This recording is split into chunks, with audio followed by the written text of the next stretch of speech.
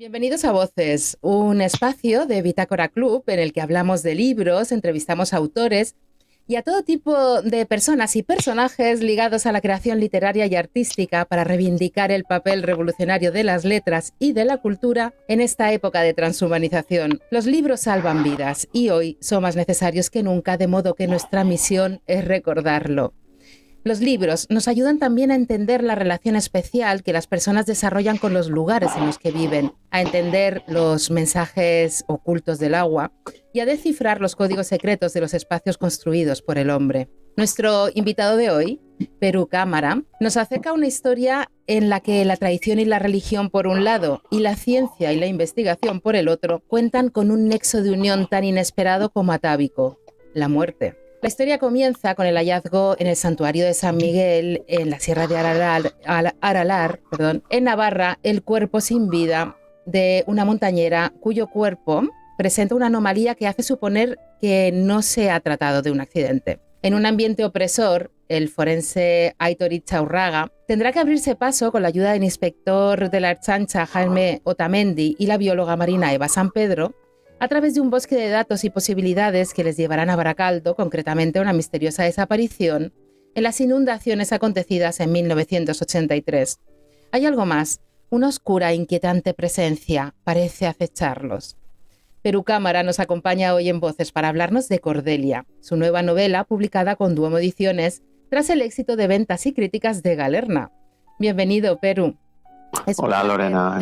Sí, encantado. Igualmente, gracias por invitarme. Oye, muy guay la intro esta, ¿eh? Muy bien, muy bien. Muchísimas gracias. Está guay.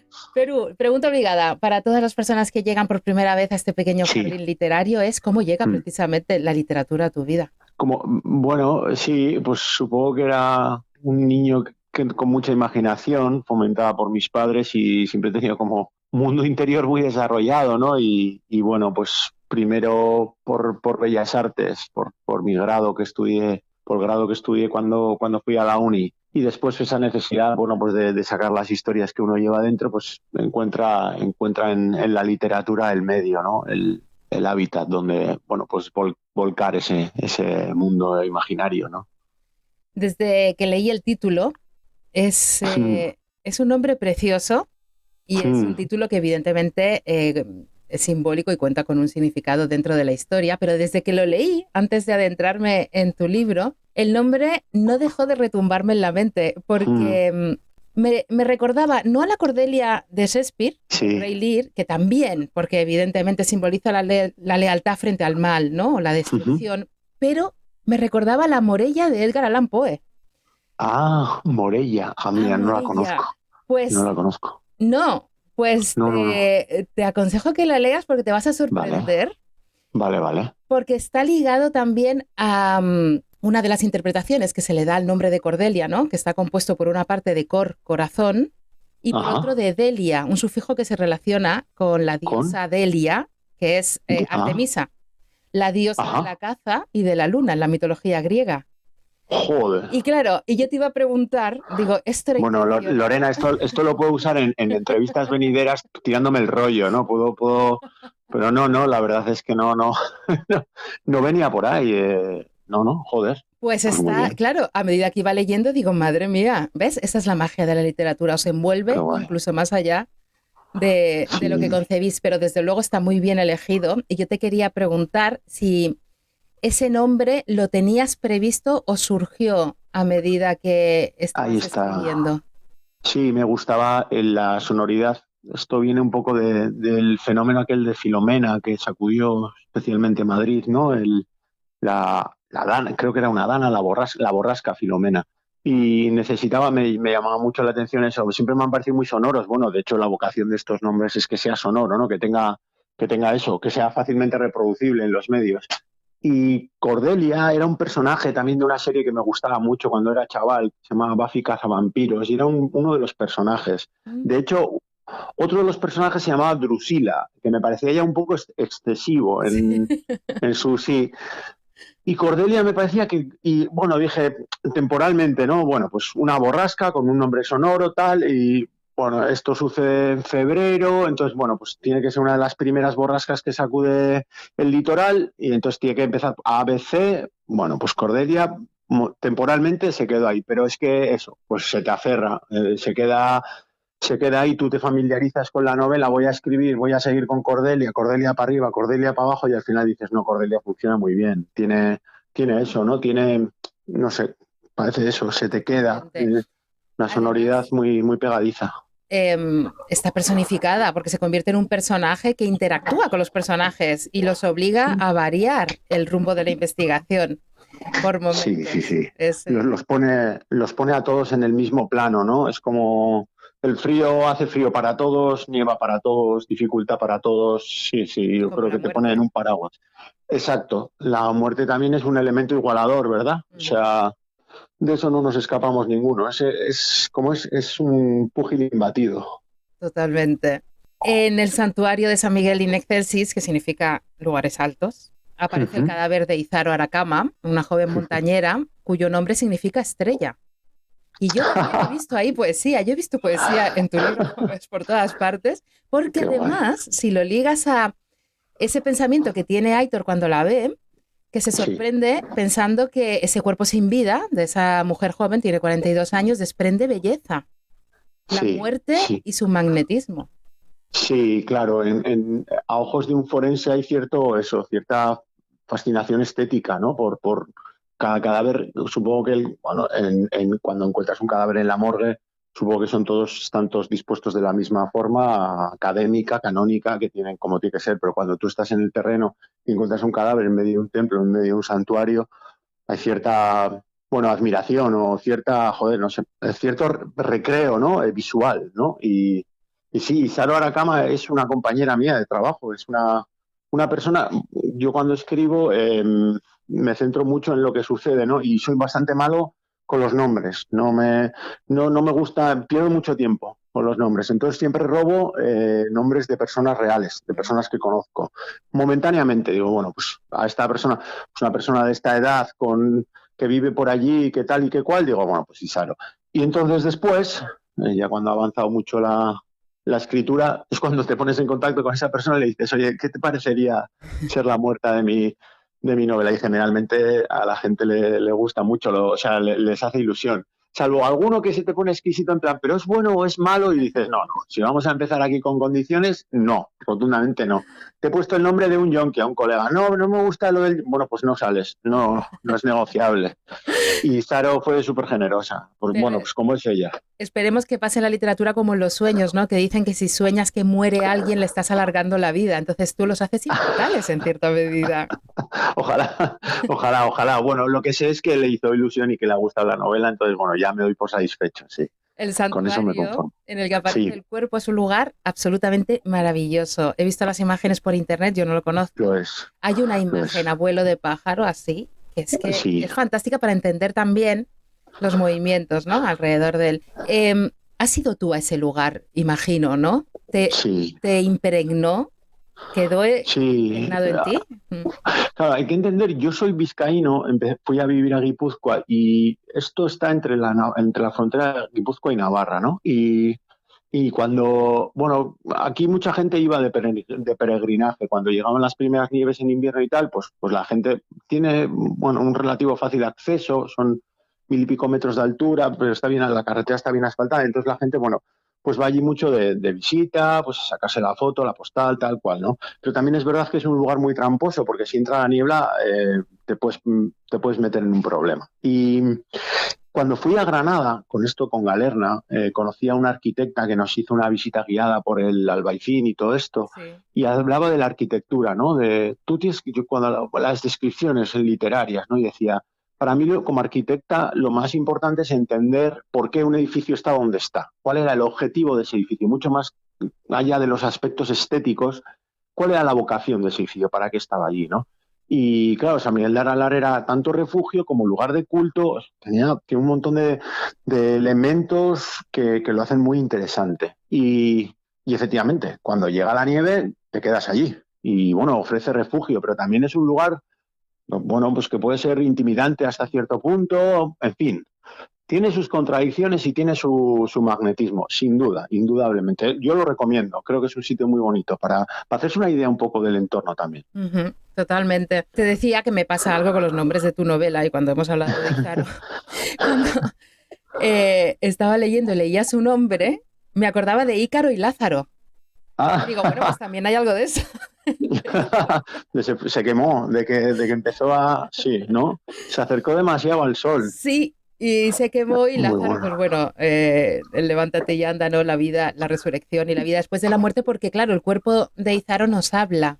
Y esto es Sí, algo muy interesante que has qué guay. introducido. Yo no he leído Galerna, no sé si lo has utilizado también en esa primera historia, Sí, que, sí, sí, sí, sí. en la que van a trabajar, si no me equivoco, el mismo equipo de investigación que conocemos Sí, aquí en sí, sí. Cordelia, ¿no? Eso es, sí, sí, sí. Esta Bueno, obsesión a ti porque los sí. muertos hablen, ¿de dónde te viene? Bueno, yo creo que viene de los subgéneros del género en sí, ¿no? Del policíaco, ¿no? Creo que de alguna manera abrimos con un procedimental, ¿no? El procedimental abre la puerta a la ciencia nos permite acceder a unas pistas, pero las pistas nos llevan irremediablemente a un conflicto humano. Ese es el negro, ¿no? La literatura negra en sí, ¿no? Las envidias, los celos, los intereses políticos, económicos, pero primero, por medio de la ciencia, llegamos a ese conflicto. Y esto de analizar un cadáver, pues bueno, me parecía interesante en cuanto, sobre todo al método, a intentar ser fiel a eso, al método científico, a cómo podemos, con tus licencias narrativas, por supuesto, pero sí que podemos encontrar que nos hable, ¿no? Que nos cuenten cosas, ¿no? Que esos muertos de alguna manera clamen justicia por medio de sus propios cuerpos, ¿no? Exactamente. Antes de poder llegar a trasladar el cadáver de Izaro, porque evidentemente hay que sacarlo de allí para poder realizarle una autopsia en las condiciones adecuadas, llega Cordelia y los deja atrapados a todos en la iglesia. No pueden salir, es un Sí. temporal brutal de nieve y viento. Y durante el trabajo en equipo de Aitor a distancia con Eva, que van a comenzar a trabajar vía Skype, descubren una pista que van a seguir y que les va a llevar, bueno, va a llevar a todo el equipo de investigación a otro lugar enigmático que no vamos a desvelar, para que, bueno, porque ahí se mantiene hasta la página 100, si no me equivoco, el saber qué lugar es ese, entonces vamos a dejarlo ahí.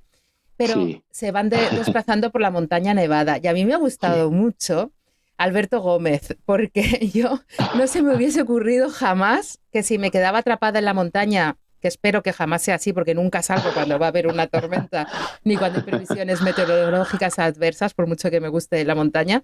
Pero si nos perdemos, hay que buscar ovejas. Hay que buscar ¿Tú has ovejas. tenido que buscar ovejas en algún momento? No, pero he tenido que preguntar mucho porque no había quórum en cuanto a esto. ¿Qué harías si te pierdes, no? Y sí, todo tipo de versiones. Un pastor te dice, espanta las ovejas, van a volver al refugio y tú vas a encontrar el refugio y el pastor te podrá dar una hostia porque las has espantado, pero encontrarás un lugar caliente en el que resguardarte.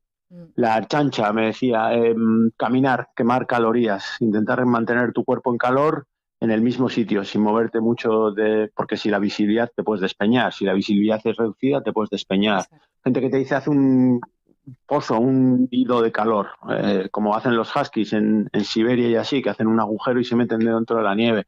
Todo tipo de versiones, todo tipo de... Y claro, cada persona, según sus habilidades, te dicen una cosa o la otra, ¿no? Entonces, bueno, pues tenía que apostar por una de ellas, ¿no? Esto... Y Gómez, que es experimentado, de alguna manera, Aitor le da ciertos consejos. Yo prefiero la de las ovejas que hacer un agujero porque yo me quedaría dormida, ese es el problema. Entonces, como te quedes Sí, dormida en la montaña... sí, dicen que es una muerte dulce, sí, sí. Entonces, bueno, andar o yo qué sé, o buscar ovejas, a ver por dónde Vale, hay. vale. Vas entretejiendo tu historia entre dos ejes temporales y me ha resultado muy curioso cómo lo ibas haciendo, porque de nuevo parece ser el cuerpo de Izaro, ¿no? Como un mapa, porque tiene dos partes diferenciadas. En esos dos ejes temporales tenemos un temporal. Por una parte tenemos a Cordelia y por otro las grandes inundaciones de 1983, que fueron terribles. Sí. ¿Tú las viviste? ¿Tú te acuerdas, aunque eras pequeño porque eres joven, pero ¿tú te acuerdas de haberlo vivido eso? No, yo tenía 5 años. Yo no la recuerdo como tales. Recuerdo los recuerdos. Recuerdo que nuestros padres nos contaban cosas sobre recuerdo las consecuencias, recuerdo que había una marca en el casco viejo de Bilbao hasta donde había llegado hasta donde había llegado el agua. Superaba, no sé, los 7 metros, una barbaridad. Y recuerdo las imágenes, recuerdo la narrativa que se formó aquello. Recuerdo mirar la ría de reojo cada vez que llovía, los años venideros. Todo el mundo estaba ahí como diciendo esto va a volver a pasar. Recuerdo, sí, sí, un montón de cosas, la solidaridad de la gente de la que te hablaban, ¿no? Entonces eso se ha quedado ahí como parte de tu vida sin que tú la recuerdes. O sea, eso forma parte de tu vida, pero tú en el fondo no la viviste realmente. Y me parecía un evento, una efeméride clave pues para poder ocultar un cuerpo, para poder ocultar un crimen, bueno, como clímax de ese flashback. Y bueno, me parecía muy, muy, muy jugoso en eso, literariamente hablando. En el eje temporal de la actualidad hay una cuenta atrás, hasta la gran gala del deporte de San Sebastián. Es tu pequeño homenaje a una tierra con ese gran atractivo para los deportistas. Sí, sí, bueno. En Donosti les gustan mucho las galas, son muy de, sí, el Cinemaldi y el Festival de Cine para ellos es como uno de los hitos del año, y estas cosas además se visten de gala y están muy por la labor, y me parecía que Donosti se prestaba mucho a eso, ¿no? A un gran evento, ¿no? Pues eso, con grandes maestros gastronómicos y con los VIP allí en el Cursal y todo esto. Parecía que era como el clímax perfecto para acabar, ¿no? Totalmente. Aitor se obsesiona cuando tiene una idea en la mente, es como esa semilla, como escribes, ¿no? Que tenía en la cabeza y no le dejaba tranquilo en ningún momento porque el rumbo todo el rato. Ahí espero el que habla, el escritor, cuando tienes una idea en la cabeza, ¿te vuelves obsesivo con tu historia? Total, soy un pelma, soy un pesado de mucho cuidado, mi mujer me odia cuando sí, sí, pero bueno, ella también ha escrito y sabe lo que es, y bueno, pues se te queda. Hay mil maneras de explicarlo, pero podríamos hablar de una larva que tienes debajo de la piel, que te está rasgando todo el rato, que te martillea, que no te deja pensar. Mi hija me dice, ¿no? Estás hablando solo. Aita, ¿qué estás hablando? ¿Del libro o del trabajo? Y sí, yo soy de esas personas que habla solo, y sí, ya. En fin, ¿qué le vamos a hacer? Es que es lo que hay. Pero sí, a ver, me lo paso bien, pero es verdad que a veces parezco un puto loco ahí hablando solo, pero bueno, es lo que hay. Ya casi para acabar, una de las cosas que más me ha gustado es la voz del agua, que es esencial en la investigación y sirve para descubrir datos tan sorprendentes como que el río Ebro, a su paso por Miranda, tiene una alta concentración de cocaína. Es real, ¿eh? No me lo he inventado. O que los ríos de Galicia tienen gran cantidad de antidepresivos. Antidepresivos, por ejemplo. Esto me lo dijo una Maite Roita, una bióloga de la Universidad del País Vasco, sí.